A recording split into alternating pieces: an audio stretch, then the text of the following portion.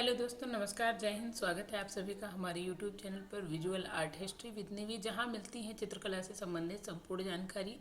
अब तक की वीडियोस में मैंने आपको प्रागैतिहासिक काल से लेकर सिंधु सभ्यता तथा वैदिक काल तक की संपूर्ण जानकारी उपलब्ध कराई है। अगर आपने मेरी वीडियोस नहीं देखी हैं तो पूरी वीडियोस आप चैनल पर उपलब्ध हैं, आप जाके देख सकते हैं। और आज की जो वीडियो है इसमें हम वैदिक सभ्यता के बाद जिन 16 महाजनपदों का उदय हुआ तथा प्राग मौर्य काल के विषय में संपूर्ण जानकारी दी हुई है। तो आप वीडियो को अंत तक देखिएगा कि वैदिक काल से और मौर्य काल के बीच तक कितने वंशों का उदय हुआ, किस राजा ने राज्य किया और किसके समय में क्या हुआ, ये संपूर्ण जानकारी आज की वीडियो में हम देने वाले हैं। तो आप बने रहिएगा हमारे साथ। आइए शुरू करते हैं।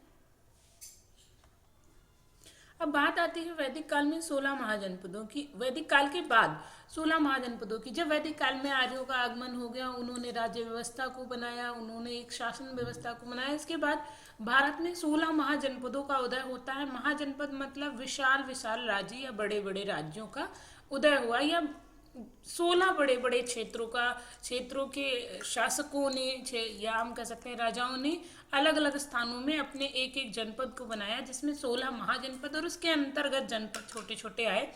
तो इनका उदय कब हुआ? तो 600 ईस्वी पूर्व 16 महाजनपदों का उदय होता है या 16 महाजनपद बने। 16 महाजनपदों का साक्ष्य कैसे मिला, हमें कहाँ से मिला, कि कैसे पता चला कि 16 महाजनपदों का भी कोई वर्चस्व रहा या कोई नाम है या क्या है? तो सबसे मान्य साक्ष्य जो है हमें बौद्ध धर्म के ग्रंथ अगुंतर निकाय में मिलता है। अब इससे यह भी स्पष्ट होता है कि अगुंतर निकाय की जब रचना हुई तो इसी टाइम पीरियड में लगभग हुई, क्योंकि यहाँ 16 महाजनपदों में हमें अगुंतर निकाय का 16 महाजनपदों में से संबंध है, हम कह सकते हैं। तो ये चीज जब आप देखेंगे तो पता चलता है कि देखिए, संस्कृत के बाद दो भाषाएं हो जाती हैं, एक पाली और एक प्राकृत। तो पाली भाषा में सारे बौद्ध ग्रंथ लिखे गए, ये आपको याद रखना है। किस में लिखे गए? तो पाली भाषा में सारे ग्रंथ लिखे गए। कौन से बौद्ध ग्रंथ लिखे गए? अब तो अगुंतर निकाय भी पाली में है, और यहाँ क्या हुआ, हमें सबसे मान्य साक्ष्य कहाँ मिलता है? बौद्ध धर्म के अगुंतर निकाय में मिलता है। अच्छा, एक मिला और भी है, जो कि जैन धर्म के ग्रंथ में एक भगवती सूत्र जैन धर्म का ग्रंथ है, जिसमें 16 महाजनपदों का साक्ष्य प्राप्त हुआ है, लेकिन यह इससे अगुंतर निकाय से बिल्कुल भिन्न है या अलग है। तो ये भी आपको ध्यान रखना है। अच्छा, अगुंतर निकाय में 16 महाजनपदों की सूची दी गई है जो सर्वमान्य है, जिसे सबने माना है। इन 16 महाजनपदों में भी 4 महाजनपद मुख्य थे। अब 16 महाजनपदों में काशी, कौशल, कुरु, कंबोज, अंग, अवंती, अस्मक, पांचाल, मल्ल, मत्स्य, बज्ज, वत्स और कौशल और मगध, ये हो गए आपके। तो इनमें कौन कौन से हैं आपके? मगध, कौशल, वत्स और अवंती, ये 4 जो हैं सबसे इम्पॉर्टेंट हैं। 16 में जो सबसे इम्पॉर्टेंट है वो 4 हैं, क्योंकि यहाँ से हमको कुछ साक्ष्य मिले हैं, कुछ चीजें मिली हैं। तो ये चीजें आपको याद रखनी है कि मगध, कौशल, वत्स और अवंती जो है हमारी कला की दृष्टि से या अन्य दृष्टियों से सबसे महत्वपूर्ण थे। ठीक है, ये 4 प्रमुख थे। 16 महाजनपदों के बाद कुछ छोटे छोटे वंशों का उदय होता है, कुछ छोटे छोटे राज्यों का उदय होता है, कुछ लोग भारत में अलग अलग स्थानों पर राज करते हैं। तो उन राजवंशों की भी बात करेंगे। ये प्राक मौर्य काल। अब यहाँ प्राक मौर्य काल का शब्द का अर्थ आप शाब्दिक अर्थ लोगे, या तो मौर्य काल से पहले का समय।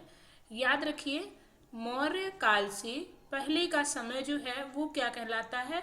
प्राक मौर्य काल कहलाता है। प्राक मतलब पूर्व का। ठीक है, तो ये भी आपको याद रखना है। मौर्य काल से पहले के समय को क्या कहते हैं? तो प्राक मौर्य काल कहते हैं। ये आपको ध्यान रखना है। ठीक है, क्योंकि आप कई बार प्राक और उत्तर में अंतर समझ में नहीं आता, इसलिए मैंने बता दिया। इसका टाइम पीरियड 600 ईस्वी पूर्व से 324 ईस्वी पूर्व तक। अब 324 ईस्वी पूर्व में बौद्ध काल शुरू हो जाता है, या मौर्य काल शुरू हो जाता है, जहाँ सम्राट अशोक जैसे राजा होते हैं। तो यहाँ पर इससे पहले जो वंश उदय हुए, जिन वंशों का उदय हुआ, उनके विषय में आपको बताऊंगी। सबसे पहले आता है हर्यक वंश। हर्यक वंश ये मगध साम्राज्य में था, है ना, मगध के अंतर्गत आता था, और वही आपका 16 महाजनपदों में तो हर्यक वंश आता है। जो मगध साम्राज्य, आपको 16 महाजनपदों में एक मगध मिलता है, और इसका टाइम पीरियड क्या रहा 544 से 412 ईस्वी पूर्व तक रहा। 544 से 412 ईस्वी पूर्व तक आपका रहता है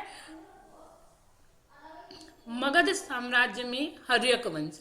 हर्यक वंश का संस्थापक कौन था? तो याद रखिए बृहद्रथ हर्यक वंश का संस्थापक माना जाता है, लेकिन वास्तविक संस्थापक की बात करें तो बिंबिसार को माना जाता है वास्तविक। अब संस्थापक जैसे मान लीजिए इसने नींव रख दी थी, लेकिन इसको उन्नति की ओर ले जाना या इसको वास्तव में क्रियान्वित करवाना या इस वंश को वास्तव में सबके सामने लाना, ये किसका काम था? ये बिंबिसार ने किया, इसलिए बिंबिसार को इसका वास्तविक संस्थापक माना जाता है। आइए अब बिंबिसार को देखा है तो बिंबिसार के विषय में थोड़ा देख लेते हैं।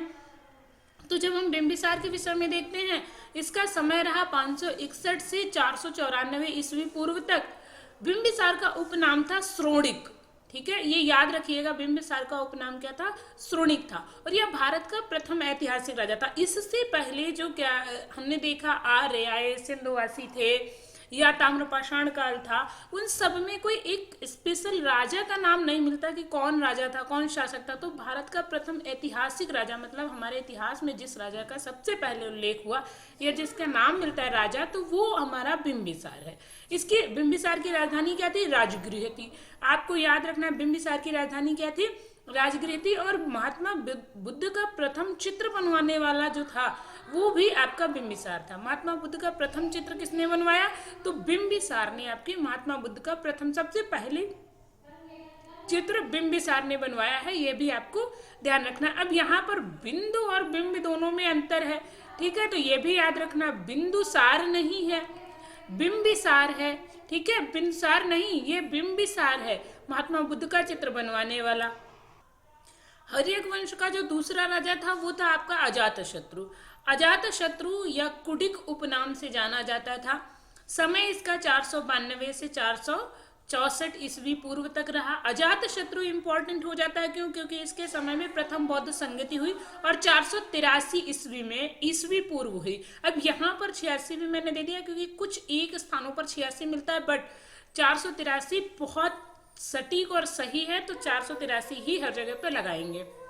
प्रथम बौद्ध संगति जहां हम कह सकते हैं बौद्ध धर्म की सभाओं का आयोजन होता था, तो प्रथम बौद्ध संगति का आयोजन जो है 483 ईस्वी पूर्व कहाँ हुआ? राजगृह में हुआ। कहाँ हुआ? राजगृह में हुआ, क्योंकि राजगृह हर्यक वंश की राजधानी थी। इसके अध्यक्ष कौन थे? तो महाकश्यप जो थे आपकी प्रथम बौद्ध संगति के अध्यक्ष थे। ये भी आपको याद रखना है, कई बार अगर बहुत डीप जाए तो ये पूछ सकता है कि प्रथम बौद्ध संगति के अध्यक्ष कौन थे, तो आपको याद रखना है कि महाकश्यप जो थे प्रथम बौद्ध संगति के अध्यक्ष थे। अच्छा, इसी बौद्ध संगति में 2 ग्रंथों की भी रचना हुई थी। तो जो 2 ग्रंथ थे बौद्ध धर्म से संबंधित थे, आपको याद है त्रिपिटक में आते हैं विनय पिटक और सुत्त पिटक। तो विनय पिटक का जो लेखक था उपाली ने इसकी रचना की थी, और सुत्त पिटक की रचना आनंद ने की थी। ये कब लिखे गए? तो प्रथम बौद्ध संगति में लिखे गए। कब लिखे गए?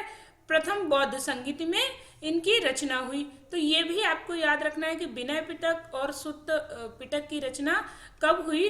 तो प्रथम बौद्ध संगति में इनकी रचना होती है। और किसके द्वारा होती है? तो विनय उपाली और सुत्त पिटक आनंद के द्वारा होती है। ये सब प्रथम बौद्ध संगीत में हुआ, मतलब 483 ईस्वी पूर्व हुआ। ये भी आपको ध्यान रखना है क्योंकि राजगृह में पहली बौद्ध संगीत हुई अजातशत्रु के समय। इसका एक सूत्र है, आपको याद रखना है अका अक। अका अक मैंने बताया भी है, मतलब अजातशत्रु, कालाशोक, अशोक और कनिष्क, इन चारों के टाइम में आपकी 4 बौद्ध संगीतियां होती हैं और ये लास्ट बौद्ध संगीति होती है कनिष्क के समय में। तो ये भी आपको ध्यान रखना है। तो जब हम उदयन की बात करते हैं तो इसकी राजधानी पाटलिपुत्र थी, प्राचीन नाम कुसुमपुरा था। नागवंश का नागदशक, अगला जो राजा है नागदशक, यह हर्यक वंश का अंतिम शासक था। उदयन ने अपनी राजधानी बदल दी, पाटलिपुत्र कर दी, ठीक है, ये याद रखिएगा। और ये पाटलिपुत्र का प्राचीन नाम कुसुमपुरा था और वर्तमान नाम इसका पटना है। अब नागदशक की हत्या हुई, शिशुनाग वंश की स्थापना हुई। 412 से 344 ईस्वी तक शिशुनाग वंश रहता है। शिशुनाग जो स्वयं राजा था, शिशुनाग वंश का संस्थापक, इसकी शिशुनाग वंश की 412 से 394 ईस्वी पूर्व तक इसकी टाइमिंग रहती है। और इसकी राजधानी क्या थी? वैशाली थी। ये याद रखिएगा, राजधानी क्या थी? वैशाली थी। किसकी? शिशुनाग वंश की। और जब हम नागवंश में ही आगे बढ़ते हैं तो एक राजा आता है काकवर्ण या कालाशोक। 394 से 366 ईस्वी पूर्व तक इसने शासन किया। अब एक हमारी जो है बौद्ध संगीति हुई थी अजातशत्रु के समय में, और दूसरी होती है आपके कालाशोक के समय 383 ईस्वी पूर्व होती है द्वितीय बौद्ध संगीति। और कहाँ होती है? वैशाली में। पहली कहाँ हुई थी? तो राजगृह में हुई। दूसरी आपकी वैशाली में होती है। ठीक है। और किसके समय में हुई? तो काकवर्ण या कालाशोक के समय में हुई। अब कालाशोक या काकवर्ण की राजधानी कहाँ थी? तो इसने अपनी राजधानी बनाई थी पाटलिपुत्र में। अब अभी हमने देखा कि शिशुनाग ने अपनी राजधानी कहाँ बनाई, इससे पहले अब इसने अपनी राजधानी वैशाली बना ली। इसका अध्यक्ष जो द्वितीय आपकी बौद्ध संगीति हुई, ये दूसरी बौद्ध संगीति, इसका अध्यक्ष कौन था? सर्वकामिनी था। एक सर्वकामिनी नामक बौद्ध भिक्षु हम कह सकते हैं, या बौद्ध धर्म का अनुयायी, उसने इसकी अध्यक्षता की। किसकी? द्वितीय बौद्ध संगीति की। ये पूछ लिया जाता है तो ध्यान रखिएगा। अगला जो आपका शिशुनाग वंश का शासक है वो पंचनक है। पंचनक शिशुनाग वंश का अंतिम शासक माना जाता है और इसकी हत्या महापद्मनंद ने कर दी। अब यहीं से आप देखेंगे महापद्मनंद ने हत्या की और स्थापना हुई नंद वंश की। ठीक है। महापद्मनंद ने किसकी हत्या की? पंचनक की हत्या किसने की? महापद्मनंद ने की। और पंचनक किस वंश का शासक था? तो आपके शिशुनाग वंश का अंतिम शासक था। हाँ, तो अब बात आती है नंदवंश की। जब हम नंदवंश की, अब देखा हमने पंचनक की हत्या कर दी महापद्मनंद ने, और 344 ईस्वी में स्थापना हो गई नंदवंश की, जो 344 से 324 ईस्वी तक रहा। अब इसी की हत्या करते हैं चंद्रगुप्त मौर्य। इसी वंश के एक शासक की हत्या करते हैं चंद्रगुप्त मौर्य, उसे बंदी बना के, और स्थापना हो जाती है मौर्य वंश की। तो 324 ईस्वी पूर्व तक जो वंश रहता है वो नंद वंश रहता है। नंद वंश का संस्थापक, जैसे महापद्मनंद ने उसकी हत्या की, तो ये महापद्मनंद जो था नंद वंश का संस्थापक था, और इसका वास्तविक नाम उग्रसेन था। आपके महापद्मनंद का वास्तविक नाम क्या था? उग्रसेन था। और यहाँ पर जाति दी गई है, क्यों? क्योंकि पूछी जाती है। ये नाई जाति का व्यक्ति था जिसने आपके शिशुनाग वंश की हत्या की थी। शिशुनाग वंश के अंतिम शासक की हत्या की थी। नंद वंश का अंतिम शासक कौन था? तो घनानंद था। अब यहाँ पर तो नंद लग रखा है, तो आपको याद रखना है घनानंद, और महा से याद रखो जो सबसे बड़ा है भाई। सबसे पहले कौन था? महापद्मनंद, और अंत में आ गया घनानंद। घना रखना छोटा वाला। ठीक है। तो घनानंद जो है ये नंद वंश का अंतिम शासक था। और इसके बाद जो वंश आता है वो आपका मौर्य काल आता है, तो उसकी भी पूरी व्याख्या हम आपको बताएंगे। इससे पहले एक मैं आपको इन चारों प्राक मौर्य काल के चारों वंशों का एक सूत्र बता देती हूँ। याद रखना, हर एक शिशु